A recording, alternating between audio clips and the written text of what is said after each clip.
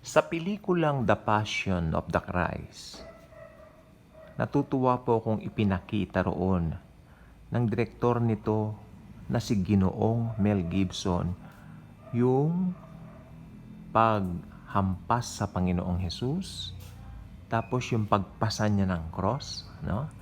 At higit sa lahat yung pagpapako sa cross. I mean, kakaiba po talaga yung way ng paraan ng pagpapakita ni Ginoong Mel Gibson nung crucifixion. Actually,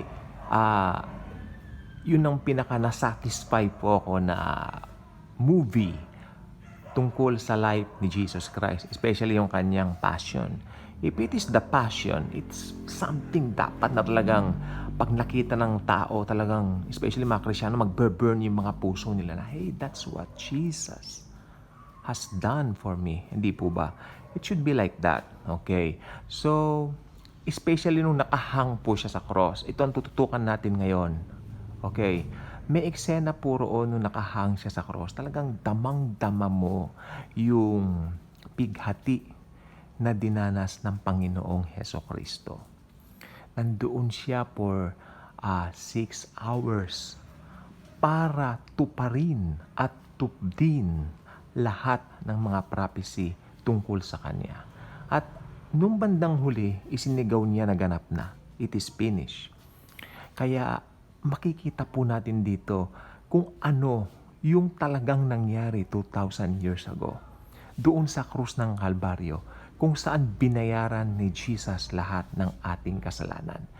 May purpose po para doon sa isang araw na yon. Jesus came to die on the cross. Okay, familiar po tayo sa John 3:16. Alam po natin yon. Pero ang verses po natin ngayon ay John 3, chapter 17 and 18. For God did not send His Son into the world to condemn the world, but that the world through Him might be saved. He who believes in Him is not condemned, but he who does not believe is condemned already. Maliwanag po yan. Because he has not believed in the name of the only begotten Son of God.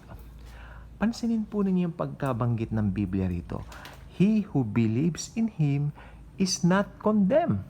Praise the Lord Jesus. Hindi na po tayo condemned. No more condemnation para sa ating mga believers. Amen. Pero may nakalagay, but he who does not believe is condemned already because he has not believed in the name of the only begotten Son of God. Si Jesus lang po ang remedyo o remedy para sa kasalanan. Kaya lahat ng tao na hindi pa nakakakilala sa Kanya, nananatili po yung sin nature, nananatili po yung Adamic nature. Yan ang magdadala sa tao sa impyerno. Sapagkat ang Diyos, ang Panginoong Hesus, since napaka-perpekto po niya, hindi siya tatagal doon sa kalagayan ng tao na nahiwalay sa Kanya. Doon pa lang po sa Garden of Eden. Amen? So, kailangan po ng remedyo, ng remedy. Ito ay ang pagtanggap sa Panginoong Hesus. Meron pong nakasulat din sa aklat ng John na kailangan mailit ang anak ng Diyos. Dito rin po sa John 3, mailip siya parang yung serpent. Hindi po ba? Nung natuka ng ahas yung maraming tao nung panahon ni Moises. Sabi ng Panginoon, gumawa ka ng tansong ahas, isabit mo, anyone, sino man ang titingin doon, gagaling. So, yung ahas doon, kumakatawan po doon sa Savior ng buong mundo. Amen. So,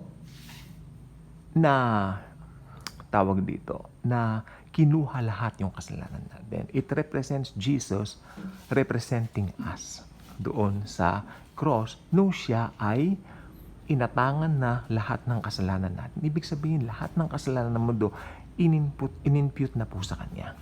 Yun po ang sinisignify ng ahas na yun. Kaya ang titingin doon, tandaan po ninyo, ang titingin doon ay maliligtas. Di po ba? So, ayan po ang symbol po nun. Kaya ngayon, ang sino mang mananalig kay Jesus, maliligtas. Maaalis yung sin nature. Kaya imbis na papunta ng impyerno, papunta na po ng langit para magtamasa ng buhay na walang hanggan.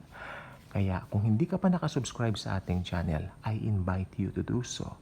Click the notification bell, share this wonderful video. This is the good news of all. Makasalanan ng buong mundo.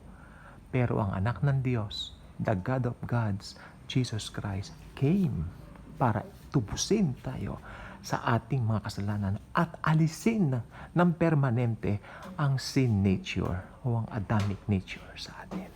Thank you, and as always and forever, Jesus truly loves us all.